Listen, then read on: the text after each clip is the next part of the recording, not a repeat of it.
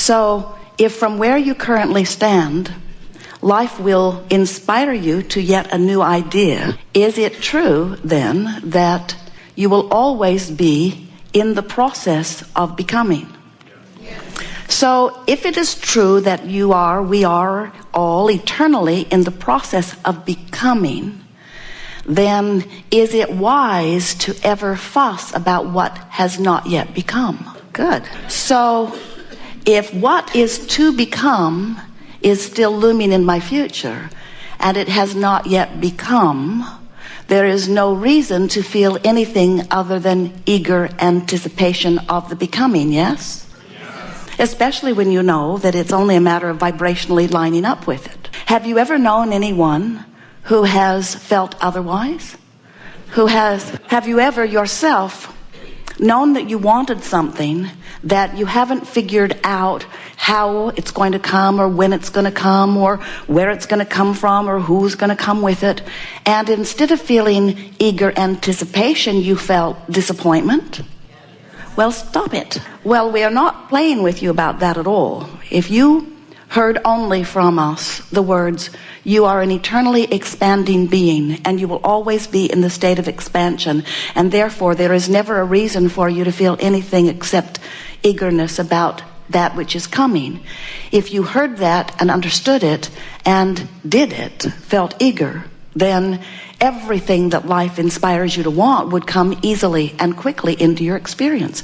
And do you know, the only thing that slows it down is you feeling disappointed instead of eager, you being bummed out instead of anticipating a good thing. How is it that you come to feel sadness about something that is in the process of becoming before it has become? Why would you feel that way? What is the mindset within you that causes you to feel sadness or disappointment rather than eagerness and exhilaration?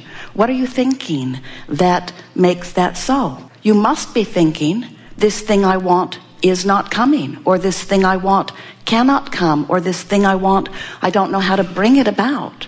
And we want to remind you that it's only those thoughts that keep it from coming. Only those thoughts. When you come to remember that everything that comes to you comes in response to your vibrational output, and your vibrational output is only in response to what you're thinking, and what you're feeling is always giving you feedback about what you're thinking and what your vibration is.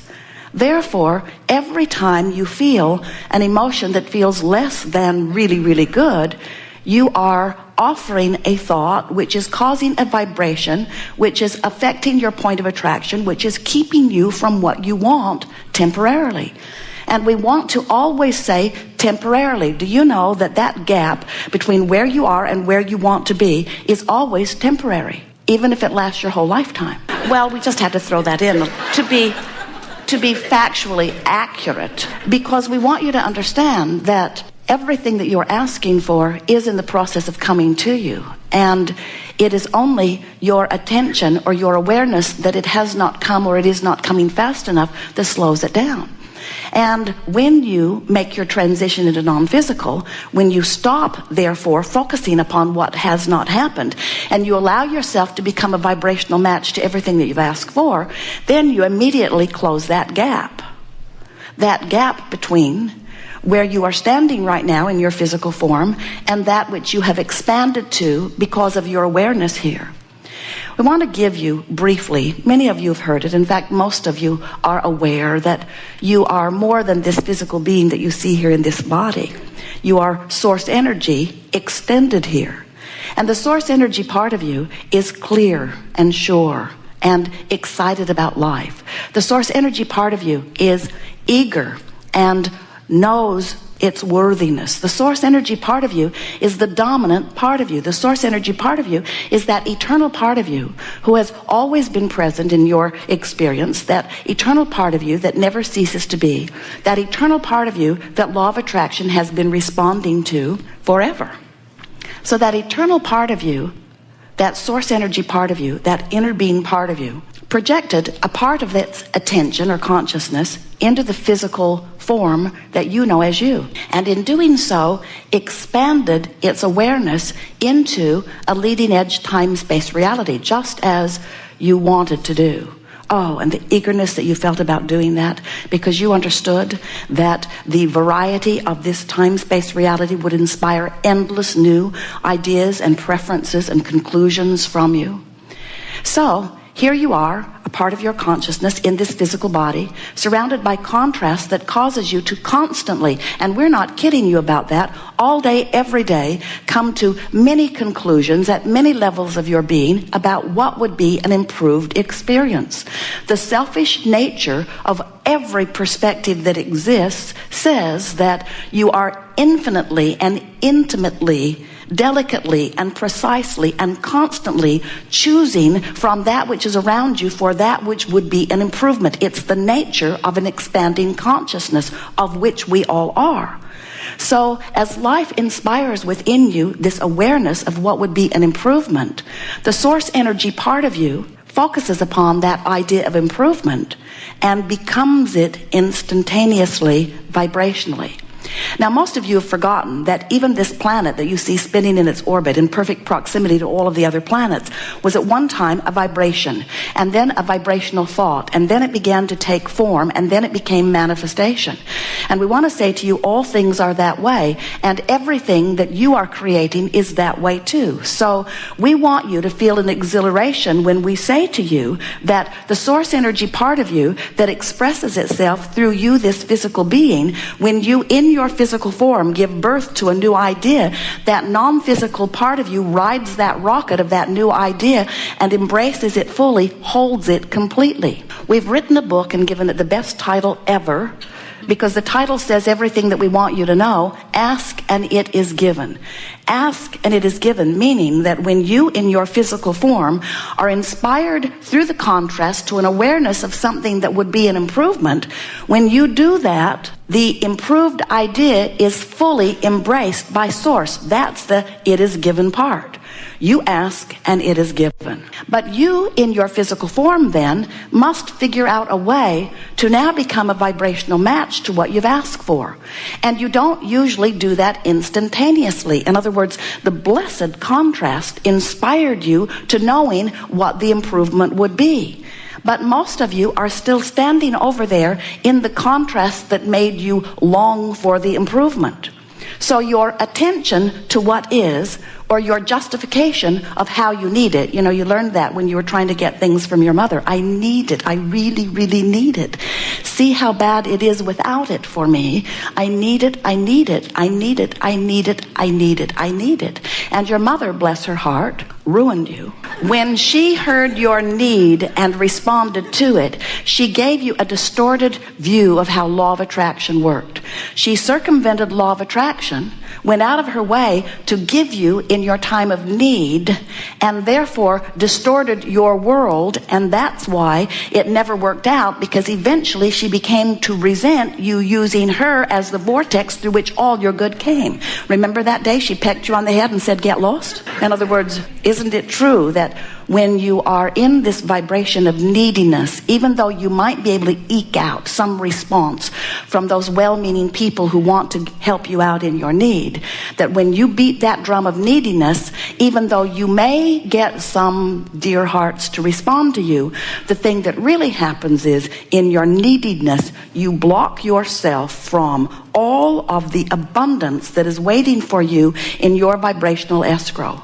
Because what's waiting for you in your vibrational escrow, that which is being held in vibrational escrow by the source energy part of you, can only be accessed by you when you become a vibrational match to your vibrational escrow and to the source energy that is holding it for you in vibrational escrow. In other words, you just can't get there from there by focusing on there. You've got to turn toward where you want to be, and then you begin moving in that direction.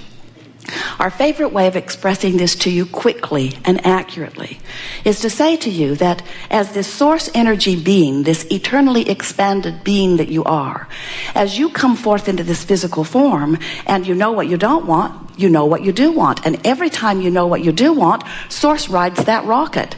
And in Source riding that rocket, from your experience, the sensation that it feels like to you is momentum. In other words, it begins to get a momentum moving toward that which you are asking for. Now, the reason that you feel that feeling of momentum is because you're living contrast. You're asking, you know what you don't want, you know what you do want, you know what you don't want, you know what you do want. As you are knowing what you do want, and Source is embracing this idea of this new expanded version of your life experience, you're not creating for the world, you're not creating for anyone but for you. You're saying, given what I'm living and giving these conditions and giving this contrast, this would be an improvement for me. And Source says, you should know, we will hold that vibrational thought for you. Not only will we hold it, we will become it. Now think about what that means. You're getting the sense, we're hearing many of you beginning to talk about law of attraction. As you get the sense of law of attraction, which says that which is likened to itself is drawn, now think about this eternal being that has been vibrating and attracting unto itself long before you came forth into this physical body. Contemplate for just a moment what the attraction power to that vibration must be. Now, think about you here in this physical body, and think about the things you're thinking about, and think about what that attraction power might be. So, here's the thing we really want you to get, because as you hear this next part and it resonates with you, you will accurately then understand the guidance that you were born with. You will understand who you are, your reason for being, and how to fulfill that which you came forth to be. In other words, everything that you are hinges upon this, and we believe that you will hear it easily. So, the non-physical part of you is offering a vibration which law of attraction is responding to. It's a powerful vibration. Can you feel it? What you are thinking here in your physical time-space reality causes you to offer a vibration, and law of attraction is responding to it. So if law of attraction is responding to the two vibrational aspects of you, what must that feel like to you? Well, if you're thinking thoughts of love, then you're standing in the same place, and as law of attraction responds, you feel aligned, you feel elated, you feel exhilarated, you feel passion and eagerness. But if you are hateful or angry or disappointed, and that's the drum you're beating, and law of attraction is responding to that vibration, but who you really are is love and appreciation. As law of attraction responds to both vibrations, what it feels like to you is tension. And that's what negative emotion is. Negative emotion always means you are, by virtue of whatever you're giving your attention to, activating a vibration that is literally pulling you apart. Makes sense to you? Now, when you think about it, so here you are in your physical expression. Life causes you to want this. You want this. The source energy part of you becomes it. And literally, this is the thing we so want you to hear. Becomes it so powerfully that that current is calling you toward the fulfillment of it. And when you turn and go in the direction of the calling, and the reason that we are emphasizing this calling is because we want you to feel the difference between law of attraction responding to this powerful, very long vibration of the source energy part of you, as compared to law of attraction responding to the vibration of your thought here and now. Who you really are is a much more powerful vibration, which means this stream is flowing. This stream is flowing, and we love you very much. You must go. This stream is flowing, and you must go if you are to feel good at all. Jerry and Esther went whitewater river rafting in Colorado last year, and the river guide said to them right off, "Friends, this is not Disneyland. We cannot turn this river off. This river is going to have its way with you." And that's what we want to say to you. This river is having its way with you. You must go. And if you go willingly, you feel great. And if you go reluctantly, you don't feel good. Can you get that? In other words, this stream is flowing because life is causing you to ask, and source is becoming what you've asked for. And law of attraction is responding to that vibration and calling you toward it. And when you go, you thrive, and when you don't, you don't. So what does answering the call of source mean? What would that mean? It means when you see someone and they are really a rotten person doing all kinds of bad things, and you, from your point of view, believe that, and you focus upon their wrongdoing, you don't go with your stream, because the source energy part of you, whether you like it or not, is looking for their positive aspects and finding them.